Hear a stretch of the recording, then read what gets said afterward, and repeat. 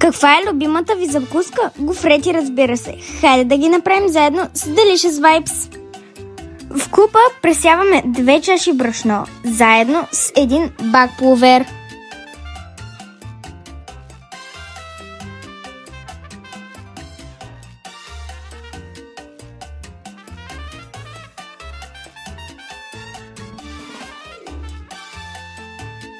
Добавяме 2 супени лъжици захар. Разбъркваме добре сухите съставки. Оставяме ги на страна и се захващаме с яйчената смес. В друг съд разбиваме 2 яйца. Към тях добавяме чаша и половина прясно мляко, няколко капки ванилия и 1/3 чаша масло. Разбъркваме отново и добавяме към сухите съставки.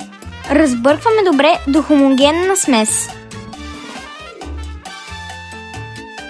Ако сместа не ви е достатъчно гъста, може да добавите още малко брашно.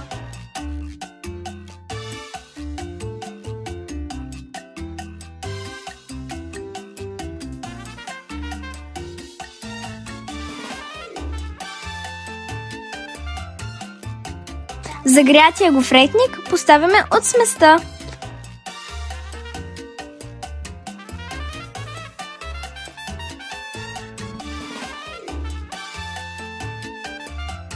И ето ни ги хубавите гофретки.